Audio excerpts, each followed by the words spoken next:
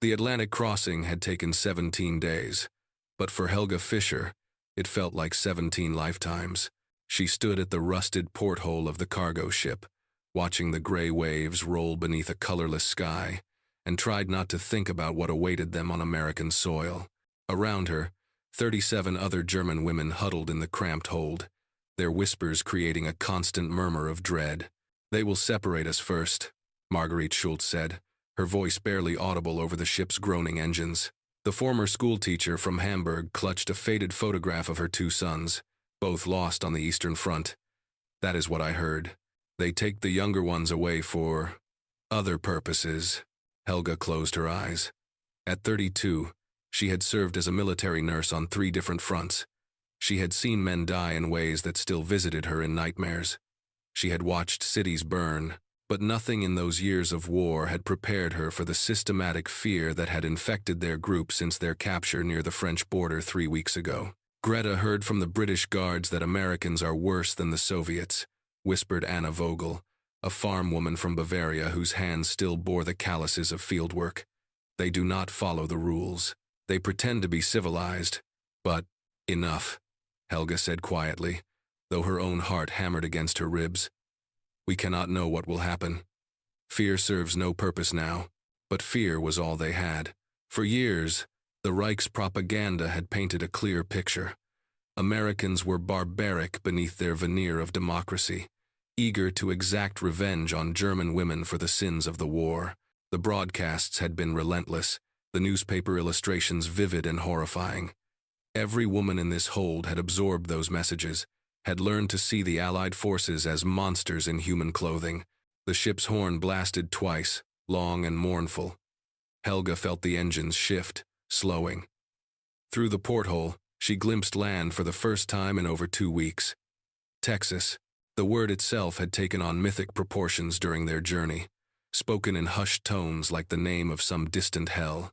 "We are here," Elizabeth Werner said, her voice breaking. The women gathered their meager belongings, those few items they had been allowed to keep. Helga had a small medical kit, a change of underclothes, and a silver wedding band she wore on a chain around her neck. Her husband Carl had been dead for 2 years, killed in North Africa, but she still felt married to his memory. As they were led up onto the deck, the Texas sun hit them like a physical blow. After weeks in the ship's dim hold, the brightness was blinding, the heat oppressive. Helga squinted against the glare and saw the dock swarming with American soldiers, their uniforms crisp despite the temperature, their faces unreadable beneath the brims of their caps. "Line up, please," an American officer called in heavily accented but competent German. 2 rows. "We will process you quickly." The politeness in his tone made Helga's stomach twist. This was the trap, she thought. They soften you first, make you believe you are safe, and then the cruelty begins. It was a tactic she had seen German officers use on prisoners, the false kindness before interrogation. The women shuffled into formation, none daring to meet the eyes of the American soldiers. Helga noticed one young private, barely 20, who looked away when the elderly Frau Hoffmann stumbled. Another soldier moved forward to steady the old woman, his touch gentle on her elbow. "Careful, ma'am," he said in English, a word Helga understood from her school days. Frau Hoffmann flinched away as if burned, expecting a blow that never came. The soldier simply nodded and stepped back, maintaining a respectful distance. This confused kindness was somehow more terrifying than outright brutality would have been. Helga could prepare for violence. She did not know how to prepare for courtesy that felt like a prelude to something worse. Captain Robert Miller stood at attention as the German women filed past him onto American soil. He had volunteered for this assignment over his wife's objections, believing that someone needed to ensure these prisoners were treated with dignity. Now, seeing the terror in their eyes, he wondered if his good intentions would be enough to bridge the chasm of propaganda and fear. "Ladies," he began in German, reading from a prepared statement. "You are prisoners of war under the protection of the United States Army. You will be treated in accordance with the Geneva Conventions. You will receive adequate food, shelter, and medical care. No one here will harm you." He watched his words land like stones in water, creating ripples of disbelief rather than relief. The women stared at him with expressions ranging from suspicion to outright terror. One younger woman, barely out of her teens, began to cry silently, tears streaming down her sunburned face. Miller continued, "You will be transported to a facility in Central Texas where you will remain until arrangements for repatriation can be made. The war in Europe has ended. You are safe now." Safe. The word hung in the air like a lie. Miller could see these women did not believe him, could not believe him. What had they been told about Americans? What stories had they carried across the ocean? "Sir." Sergeant James Thompson approached quietly. "The trucks are ready for transport." Miller nodded. "Sergeant, I want every man to maintain professional distance and courtesy. No jokes, no casual conversation, no unnecessary physical contact. These women are frightened enough." "Understood, sir." As the women were guided toward the waiting trucks, Miller watched one prisoner in particular, a woman with prematurely gray hair and eyes that assessed everything with the practiced observation of someone accustomed to crisis. She moved among the other women like a shepherd, offering quiet reassurance, helping the elderly, steadying the young ones who looked ready to collapse. "Who is that one?" Miller asked Thompson. "According to the manifest, that is Helga Fischer. Former military nurse. Widow. No living family that we know of." Miller made a mental note. Natural leaders among POW populations could be either assets or problems. Time would tell which this Helga Fischer would prove to be. The convoy of trucks rumbled away from the port, heading inland through the flat, endless landscape of Texas. Inside the covered transport, the women sat in silence, each lost in her own nightmare of anticipation. Helga sat near the back, watching two American guards who rode with them. Neither man spoke or leered or did anything that matched the expectations they had been taught to harbor. One guard, a young man with red hair and freckles, noticed an elderly woman struggling with the truck's jolting movement. He removed his canteen and offered it to her with a simple gesture. The woman stared at it as if it might be poisoned, then tentatively accepted and took a small sip. Water. Just water. The guard smiled slightly and looked away, giving her privacy. "Why?" Marguerite whispered to Helga. "Why are they acting this way?" "I do not know," Helga admitted. "Perhaps it is the performance before the reality. We must stay alert." But even as she said it, doubt crept into her certainty. She had seen performances before. This did not feel like performance. These men seemed tired, perhaps. Not eager. Not cruel. Just doing a job they had been assigned. The contradiction made her head ache. Camp Houston sprawled across 200 acres of scrubland, a temporary city of wooden barracks and administrative buildings surrounded by chain-link fencing. As the trucks pulled through the main gate, Helga craned her neck to see their new prison, trying to catalog every detail that might later prove useful. What she saw defied every expectation. The compound was clean, almost obsessively so. The barracks were painted white, their windows intact and screened against insects. There were gardens, actual gardens with vegetables growing in neat rows. A building that appeared to be a mess hall stood at the center of the compound, and beyond it, she could see what looked like a library, a chapel, and impossibly a recreation area with benches and shade trees. "This cannot be real." Anna breathed beside her. "It is too. It is too nice. It is a trap," Elizabeth insisted, her voice rising toward hysteria. "They want us to relax, to trust them, and then what?" Helga interrupted quietly. "Then they will waste all this effort on deception? Look around you, Elizabeth. If they wanted to mistreat us, why build all of this?" But even Helga struggled to reconcile what she was seeing with what she had been taught to expect. Every instinct screamed that this kindness was false, that the other shoe must eventually drop. They were led to Barrack 7, designated for female POWs. Inside, the space was divided into individual sleeping areas with real beds, not bunks but actual cots with mattresses, pillows, and folded blankets. The floor was swept clean. The windows had curtains, Captain Miller stood at the entrance as the women filed in, their faces reflecting confusion and suspicion in equal measure. "Each bed is yours for the duration of your stay," he explained in German. "The latrines and showers are in the building adjacent. Meal times are posted on the wall. A doctor will examine each of you tomorrow to ensure you are in good health." Frau Hoffmann, who at 71 was the eldest among them, approached her assigned bed with trembling hands. She sat down carefully, as if expecting it to collapse or disappear. When it held her weight, when the mattress proved soft and real, she made a small sound of disbelief. A young American private approached with a stack of folded linens. "Here, ma'am," he said in English, miming the act of making a bed. "Let me help you with that." 3 women rushed forward to intervene, certain he intended harm to the old woman, but he simply spread the bottom sheet across the mattress, with practiced efficiency, tucked the corners, and added the top sheet and blanket. Then he stepped back, nodded politely, and moved to help another elderly woman with her bed. "I do not understand," Marguerite said, her voice barely a whisper.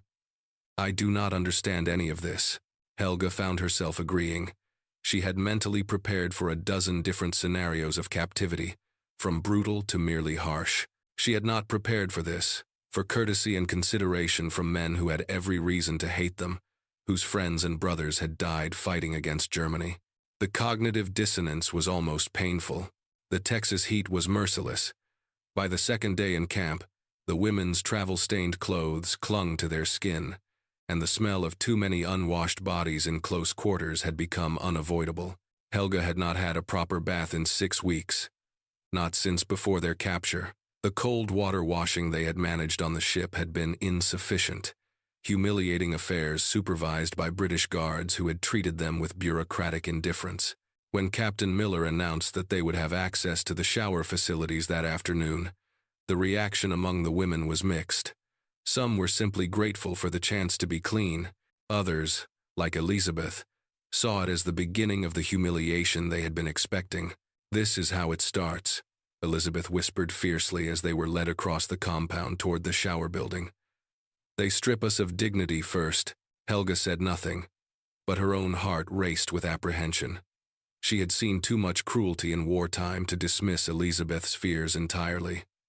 Men could be animals, especially to conquered women. Every story she had ever heard about occupying armies whispered in the back of her mind. The shower facility was a long, rectangular building with frosted windows. 2 American guards stood outside, both facing away from the entrance, their rifles held casually but their postures professional. As the women approached, one guard opened the door and gestured them inside without comment, without leering, without even really looking at them. What Helga saw when she stepped through that door made her stop so abruptly that Anna bumped into her from behind. The room was spotless.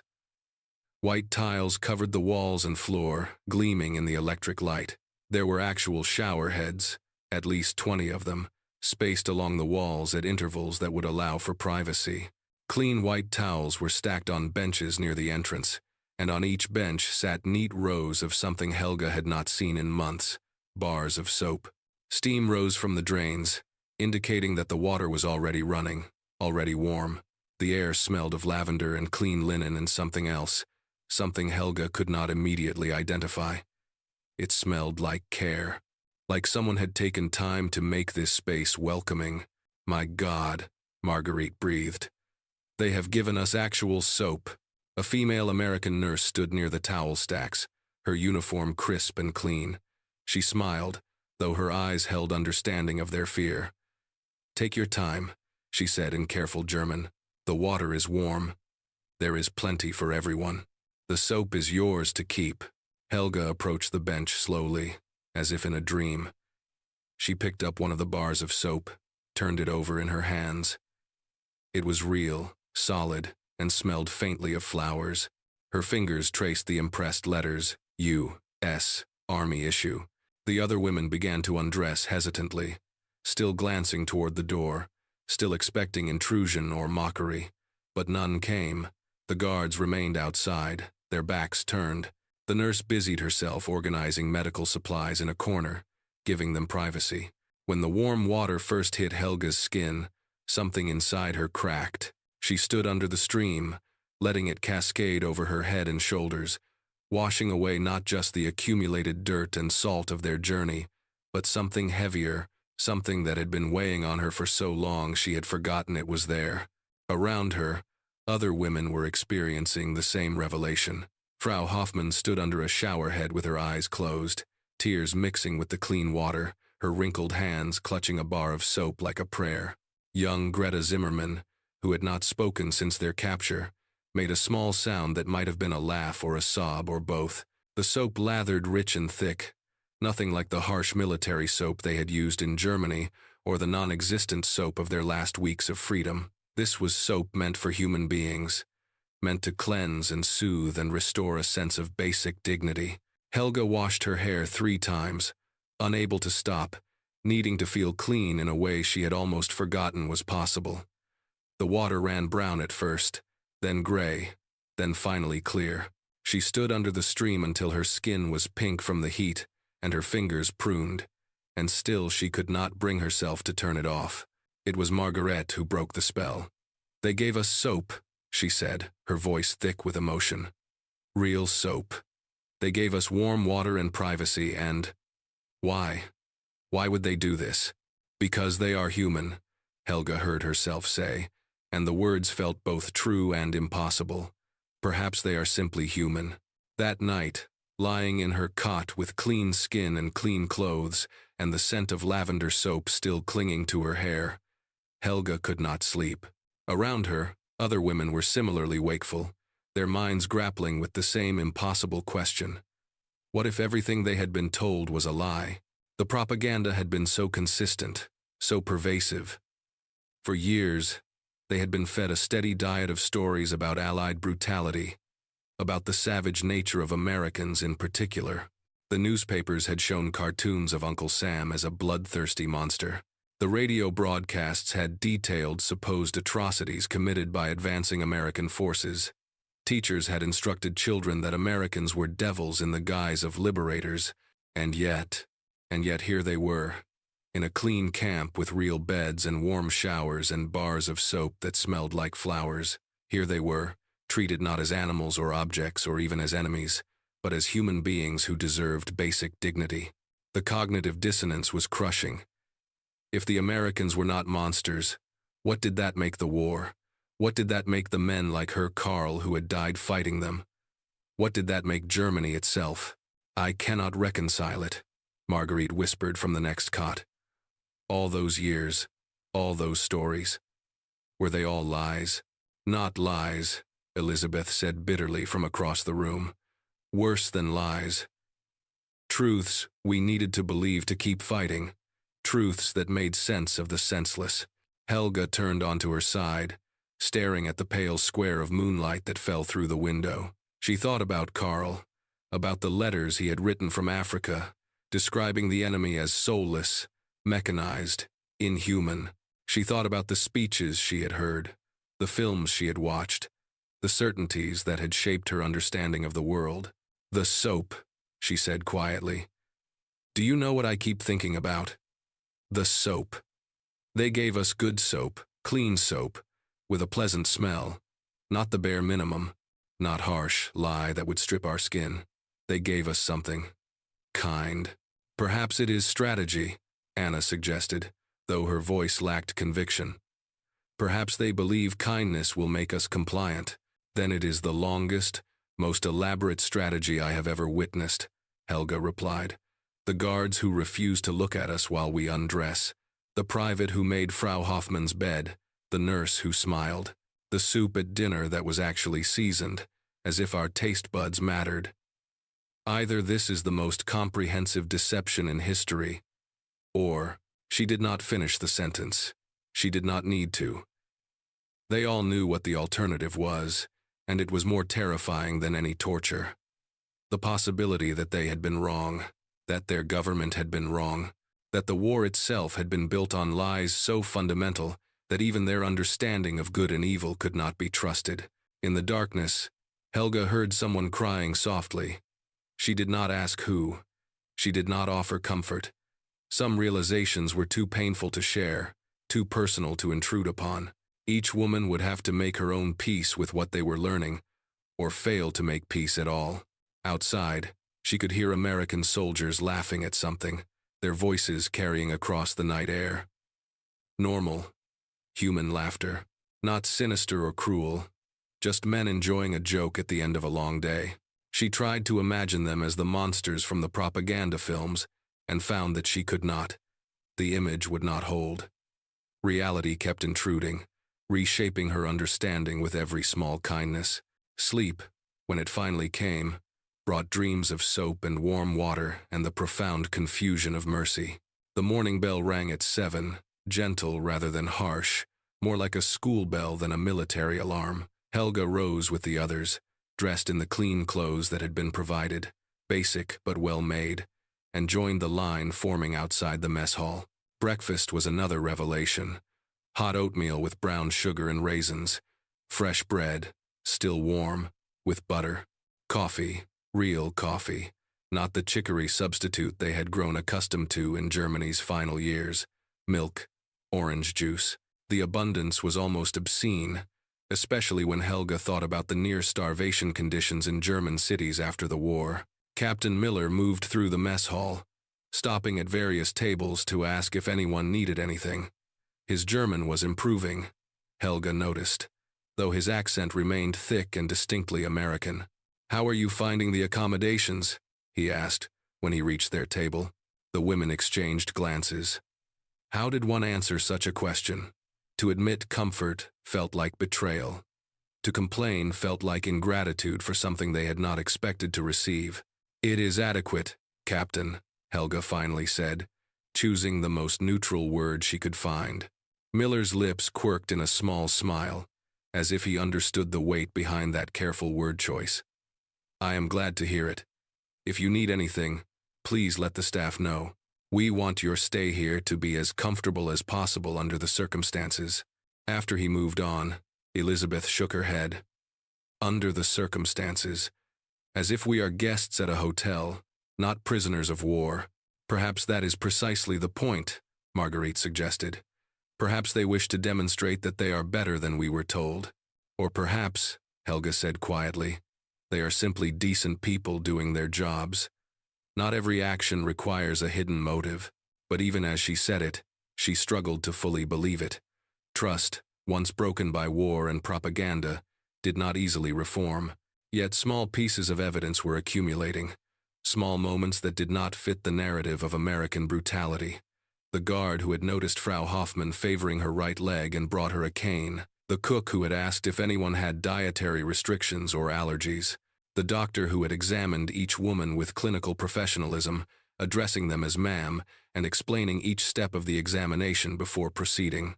After breakfast, Captain Miller made an announcement that caused a stir among the prisoners. "For those who are interested, we have work opportunities available. Light duties only. Helping in the kitchen, tending the gardens, assisting with laundry. Participation is voluntary, and you will receive a small wage in accordance with Geneva Convention standards." "They will pay us?" Anna asked in disbelief. "To work? That is what the Geneva Conventions require," Helga explained, remembering her brief training on international law. "Prisoners of war, who work, must be compensated. But the Third Reich never paid the prisoners who worked for us," Elizabeth said, then stopped, her face reddening as she realized what she had just admitted. The silence that followed was heavy with implications. If Germany had violated the conventions, had treated its prisoners with cruelty and contempt, and America was following those same conventions with apparent sincerity, what did that say about which side had actually been civilized? Helga raised her hand. "Captain Miller, I would like to volunteer. I am a trained nurse. If you have need of medical assistance," Miller's expression shifted to something approaching respect. "We could certainly use help in the infirmary. The camp doctor would be grateful for an experienced nurse."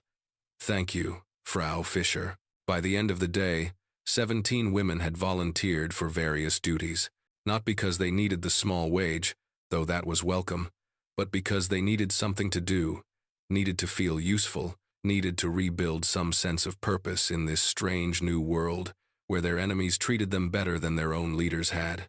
Working in the camp infirmary brought Helga into close contact with the American medical staff, and with them, a deeper understanding of the philosophical gulf between the two nations. Dr. Samuel Harrison was a 45-year-old physician from Virginia who had served in North Africa and Italy before being rotated to POW camp duty.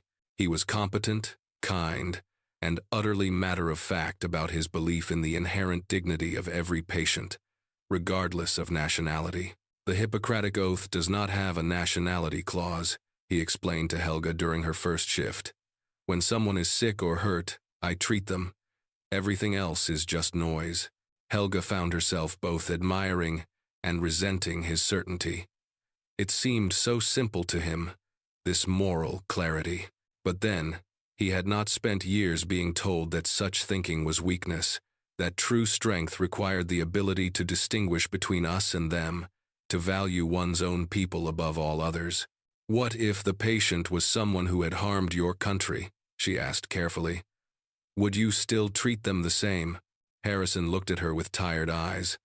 I have treated enemy soldiers who killed my friends. I will treat you and your fellow prisoners with the same care I would give any American. That is what separates us from barbarism, Frau Fischer. That is the point. The point. There was that word again, suggesting a purposefulness to the kindness, a deliberate choice to embody certain values even when it would be easier not to. Helga thought about the German military hospitals where she had worked, about the tacit understanding that Allied prisoners received the bare minimum of care, that their lives were worth less than German lives. She had not questioned it at the time. Now, the memory made her deeply uncomfortable. One afternoon, a confrontation erupted in the women's barracks. A hardcore Nazi sympathizer named Ingrid Brandt had been arguing loudly that the Americans' kindness was all an elaborate psychological trick, that they were being softened up for some future manipulation or exploitation. Wake up, you fools, Ingrid shouted. This is exactly what they want for you to forget who you are. Forget what you fought for. They give you soap and suddenly you think they are good people? Our soldiers died fighting these monsters. Helga, returning from her shift at the infirmary, found herself responding before she had consciously decided to. And what did our soldiers die for, Ingrid? Tell me honestly, what noble cause justified all that death? Ingrid's face flushed red. For the fatherland? For a regime that lied to us, Helga interrupted, her voice steady but forceful. That told us the Americans would torture us, would abuse us, would treat us as less than human. And what happened instead? They gave us beds and food and soap and dignity. So either the Americans are engaged in the most elaborate deception in human history, maintaining it 24 hours a day with every single soldier and staff member perfectly playing their role, or, and here is the uncomfortable truth, we were lied to about everything that mattered. You are a traitor, Ingrid spat. No, Helga said quietly. I am someone who is finally seeing clearly. There is a difference. The argument left fault lines through the group. Some women, like Ingrid, clung desperately to their old certainties, unable to face the alternative. Others, like Marguerite and Anna, were clearly wrestling with the same questions that haunted Helga. And a few, particularly the younger women who had not been as deeply indoctrinated, seemed almost relieved to have permission to acknowledge what they were experiencing. That evening, Captain Miller requested a meeting with Helga. She went to his office expecting reprimand for the disruption, but instead found him sitting with Dr. Harrison, both men looking concerned rather than angry. Frau Fischer, Miller began. Dr. Harrison tells me you have been an excellent addition to the medical staff. Your skill is evident, and your English is quite good. Thank you, Captain. I wanted to discuss something with you. We are aware that there are tensions among the prisoners, differing viewpoints about the war, about Germany, about what happens next. This is natural and expected. However, I want you to understand that here, in this camp, we do not punish people for their political beliefs. We do not require you to renounce your loyalty to Germany or declare allegiance to America. We only require that you treat each other with respect and follow the camp rules. Helga stared at him. You would allow someone like Ingrid to continue believing in the Reich's ideology? I would allow her to believe whatever she wishes, Miller said calmly. Beliefs cannot be forced, Frau Fischer. They can only change when a person is ready to question them. Our job is not to break anyone. It is simply to treat you all humanely and wait for the day when you can go home. The concept was so foreign to everything Helga had known under the Nazi regime, where belief was mandatory and deviation meant punishment, that she struggled to process it. Freedom of thought, the right to be wrong, the patience to allow people to change at their own pace rather than forcing conformity through fear. You are a strange man, Captain Miller, she said finally. He smiled slightly. I will take that as a compliment. November brought an unseasonable cold front to central Texas, the temperature dropping overnight from pleasant autumn warmth to near freezing. The women had only the light clothes that had been issued for the Texas heat, and the barracks, while well constructed, were not insulated for such weather. Helga woke that first cold morning to find frost on the inside of the windows and her breath visible in the air. Around her, other women were huddled under their blankets, shivering. This, she thought grimly, was where the facade would crack. This was where they would discover that the kindness had limits, that they would be expected to endure discomfort as part of their punishment.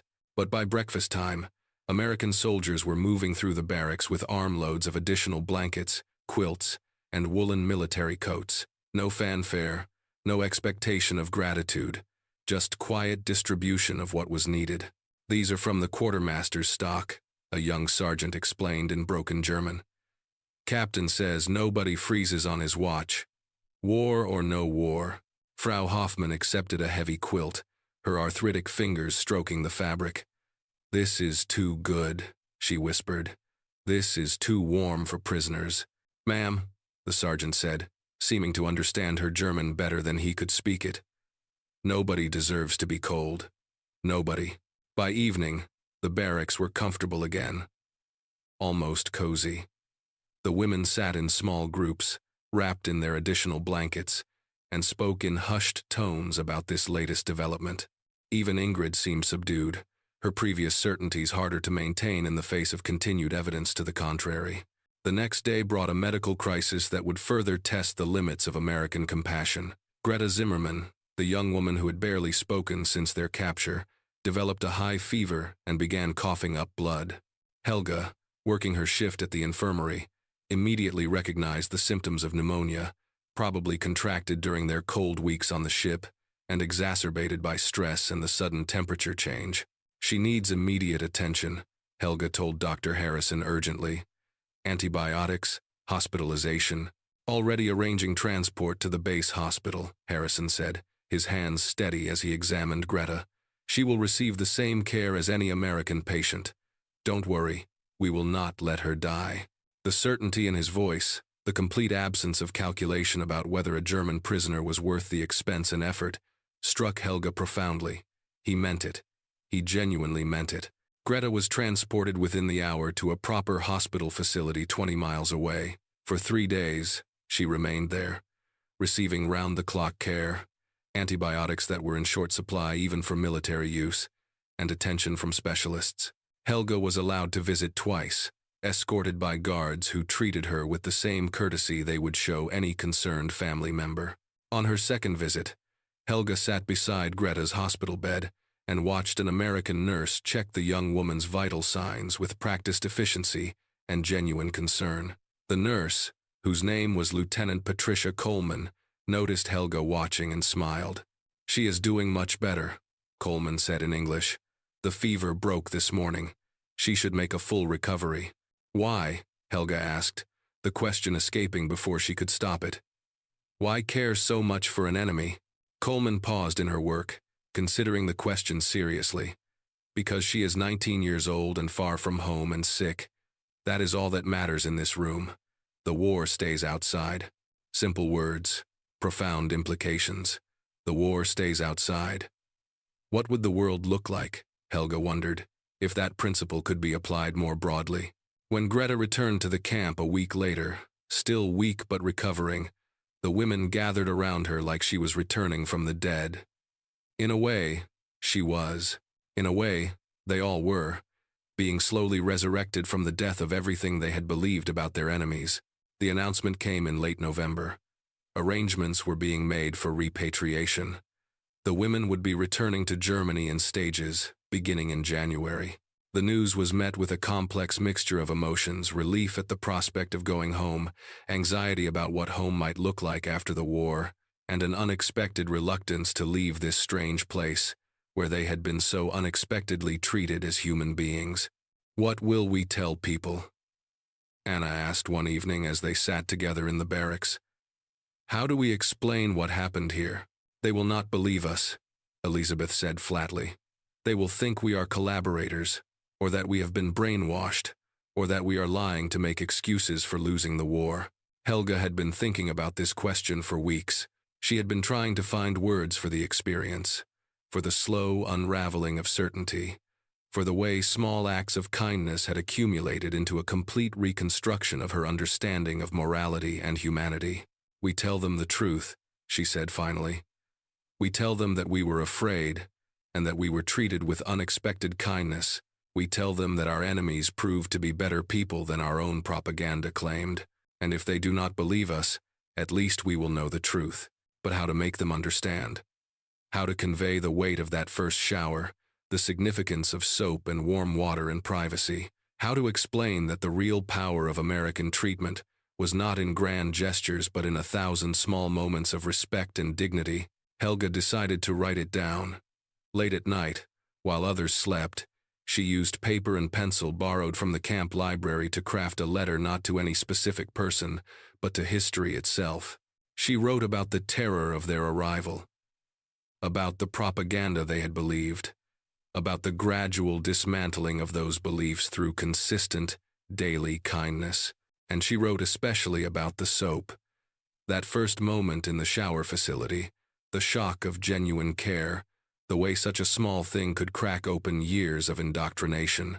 She wrote about how she had stood under warm water and wept, not from grief but from the painful expansion of her worldview to accommodate mercy. When she finished, several pages filled with her careful handwriting, she folded the letter and tucked it into her small collection of belongings. Perhaps it would never be read. Perhaps it did not matter. The act of writing it had clarified something for her, had helped her process the transformation she had undergone. On her last day working at the infirmary, Dr. Harrison gave her a small gift, a medical textbook in German. Its pages well worn, but its information still valuable. "For when you return home," he said, "Germany will need good nurses in the reconstruction. Use what you have learned." Helga accepted the book with trembling hands. "Dr. Harrison, I do not know how to thank you for everything." "No thanks necessary," he replied. "Just remember that not everyone on the other side of a war is your enemy. Remember that common humanity is stronger than national identity. Remember that you can choose to be kind, even when it is difficult." She nodded, unable to speak past the tightness in her throat. Captain Miller gathered all the women one final time before their departure. His expression was serious but not unkind, as he addressed them in his improving German. "You came here as prisoners," he said. "You leave as free women. I hope that your treatment here has shown you that the United States does not make war on civilians, does not seek revenge against those who were caught in circumstances beyond their control. I hope you will carry this knowledge back to Germany, and that someday, when the wounds of this war have healed, our nations can find a way toward friendship." Friendship. It seemed impossible, laughable even. And yet, looking around at the faces of the American soldiers who had guarded them, fed them, cared for them, she could see that they meant it. They genuinely hoped for future peace. As they prepared to leave the camp, Helga noticed many of the women were carrying their bars of soap, carefully wrapped and packed among their few belongings. The soap had become more than soap, it had become a symbol, a physical reminder of the moment their world had shifted, when kindness had replaced cruelty and human dignity had trumped propaganda. Helga herself carried 3 bars, one to use, one to keep, and one to give to her niece if she ever saw her again, along with the story of what that soap meant. 27 years later, in a small apartment in Hamburg, Helga Fischer sat across from her granddaughter Emma, a university student studying history. Emma had come with questions about the war, about what her grandmother had experienced, seeking personal testimony for a research project. "Tell me about being a prisoner," Emma asked, her tape recorder running, her pen poised over her notebook. "What was the worst part?" Helga was quiet for a long moment, remembering. "The worst part," she said finally, "was not the captivity itself. It was the before, the terror we felt, believing we would be tortured or killed, the propaganda we had absorbed for years, telling us that Americans were monsters. That fear, that certainty of coming cruelty that was worse than anything that actually happened. But what did happen? How were you actually treated?"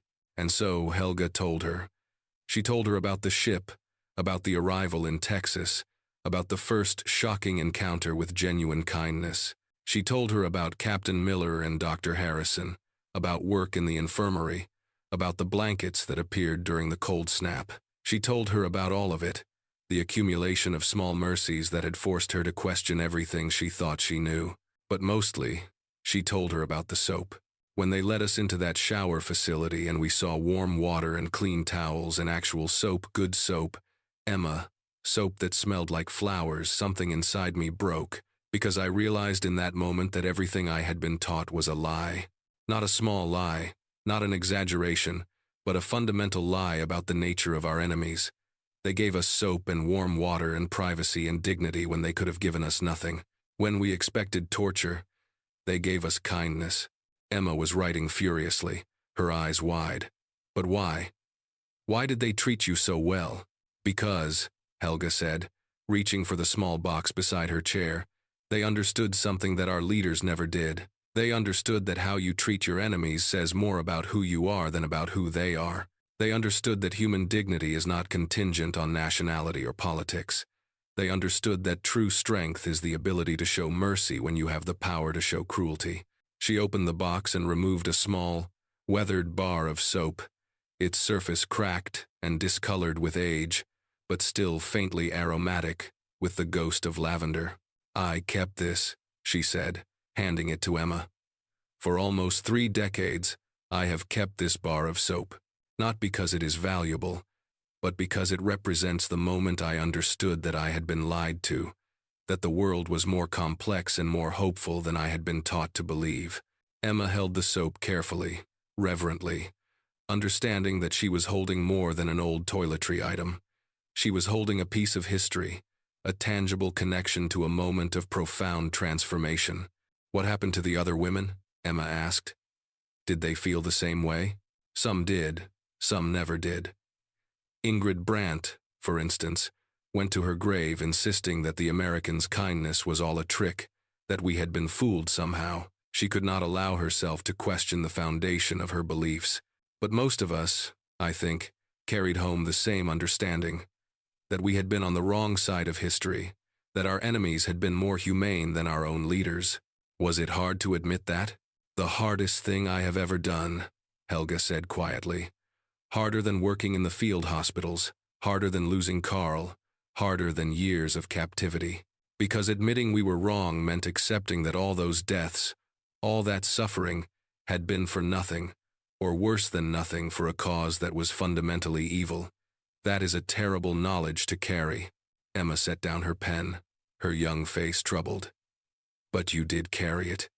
You came home and rebuilt your life and told the truth about what happened. That must have taken courage. Perhaps. Or perhaps it simply took honesty. I could not unsee what I had seen, could not unknow what I had learned. The soap was proof, Emma, physical, fragrant proof that mercy was possible even in the midst of war, that some people chose to be better than they had to be." They sat in silence for a moment, grandmother and granddaughter, separated by decades but connected by this single story, this simple truth. "Will you let me tell this story?" Emma asked finally. "For my project? For my generation to understand?" Helga smiled, her weathered face crinkling with emotion. "That is why I kept the soap, child, so that someday, when someone asked, I would have proof. so that the story would not die with my generation. Tell it. Tell them that in 1945, a group of German women went to Texas expecting hell and found humanity instead. Tell them that sometimes the enemy is not who you think, and sometimes the truth is kinder than the lies. Tell them about the soap. Emma carefully wrapped the old bar of soap in tissue paper and returned it to its box, handling it with the respect it deserved. She understood now why her grandmother had asked her to visit, why this story needed to be told.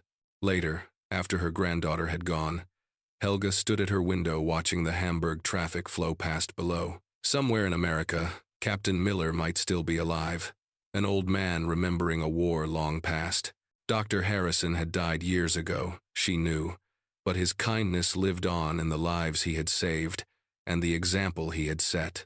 She thought about all the women she had been imprisoned with, scattered now across Germany and the world, each carrying their own memories of that strange time in Texas. Some had prospered in the post-war years, others had struggled with poverty, illness, or the psychological aftermath of war. But all of them, Helga believed, had been changed by those months of unexpected kindness. The soap in its box was a relic now, a museum piece of personal history, but its meaning remained fresh. The world was full of people who chose to be kind when they could have been cruel, who chose to see humanity in their enemies, who chose to plant seeds of reconciliation, even in the midst of conflict. That was the story worth preserving, worth passing down through generations. Not just the facts of the war, but the moments of grace within it.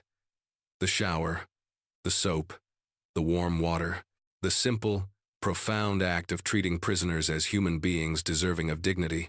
Helga touched the window glass, cold beneath her fingers, and whispered a prayer for all the people on both sides of that long-ago war, the living and the dead, the cruel and the kind, the propagandists and the truth-tellers.